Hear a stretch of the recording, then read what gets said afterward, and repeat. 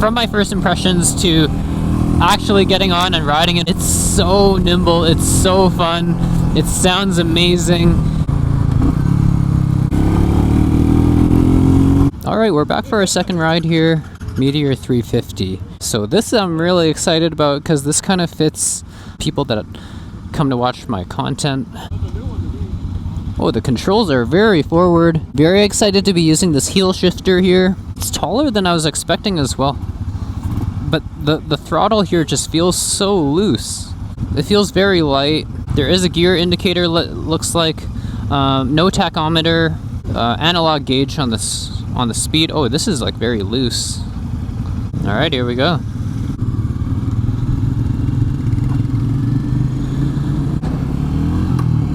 Oh, I just hit a false neutral. The shifters are just so far from my feet. Going to be doing a lot of comparison with the Rebel 500. Maybe the Rebel 300 would be a more fair comparison, but I mean, ergonomics, things like that should be all pretty similar. Friction zone, it bites very late. Let's try to shift into third gear using the heel shifter. Oh, that's a lot more comfortable. Downshifting feels very, very nice and clean.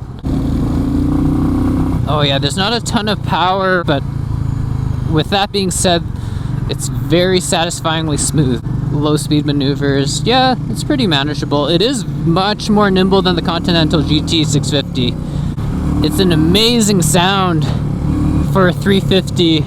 This is arguably the best sounding bike under 500 that I've ridden to this day. Yeah, this bike is just so light and nimble.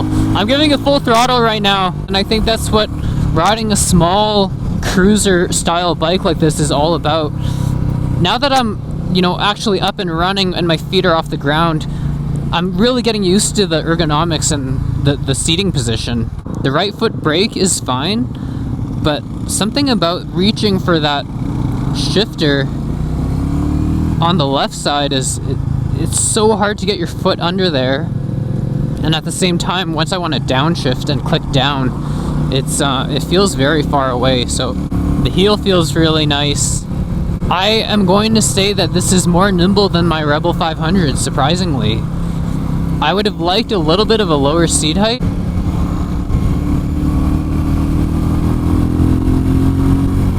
I love this bike so far. It feels great. Coming off the lot, I was a little bit weary with how weird the throttle felt.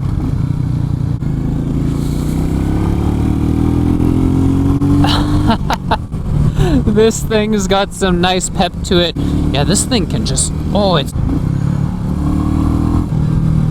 a combination of how light it is along with how wide these bars are, but just with the weight distribution, the front end is just so lively. Barely even leaning it. Listen to those downshifts. I still haven't been able to get out of like third or fourth gear. The bike at idle just kind of has this feeling that it's gonna like stall out. Wow, for a 350, this thing really has some grunt to it. The looks of the bike, I'm just riding beside one here, it looks really nice. I feel like once I get out a second into third, that's where the power really starts to come to life. The theme that I'm noticing with these Royal Enfield bikes is there's a very distinct sound to the exhaust. Wow, it's just incredibly smooth too. Very similar to the GT, but in different ways. I feel like this is like a really nice bike for riding around the city. If you're commuting, or if you're a student just going to school or going to work every day, I could see how much fun this would make your commute. I'm actually quite a bit surprised, with my first impression being not so great as soon as I sat on it, but really comfortable. I'm not feeling any strain on my wrists like I was on that Continental GT.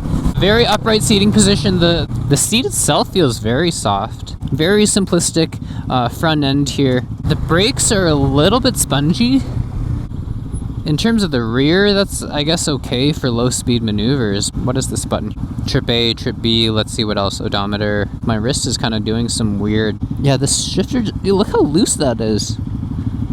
Let me know in the comments if what your experiences are with Royal Enfield, or if you haven't ridden one before and you want one. Oh, I can't wait to get this thing on the highway. I honestly think that I could keep up with these larger bikes.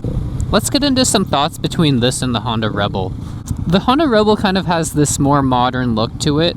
It's a centered display, and I think I'm going to give the edge to the Royal Enfield. I like the integration with Google Maps. That's a really cool feature. The gear indicator is a little bit small. I love this analog speedometer. The throttle, I like the responsiveness of the Honda Rebel much more. This is very loose feeling. The brakes I will also give to the Honda Rebel. In terms of the seat, I want to give the edge to this bike as well. I know the Honda Rebel, that's one of the biggest complaints that owners have, so they always swap out the seat. Even with that special edition seat from Honda with the diamond stitching, people say it's equally as uncomfortable.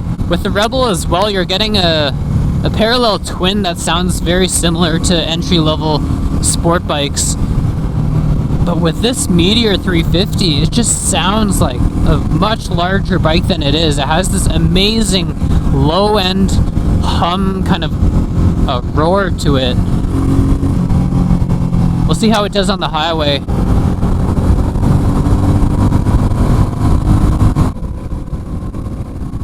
I'm really feeling the wind because at least on my Rebel I have that little windscreen from Dart.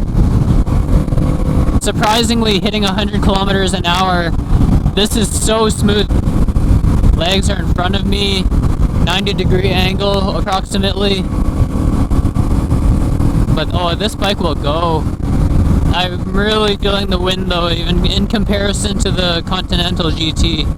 I'm literally giving it full throttle up this hill. I'm pinning it right now, and we're really struggling to get up this hill.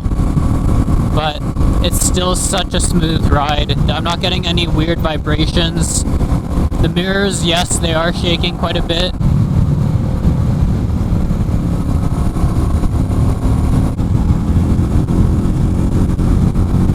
Yeah, this is definitely one of my favorite modern classic bikes. Just based on this, my first impressions of it. In the lower gears, just get it higher in the RPMs.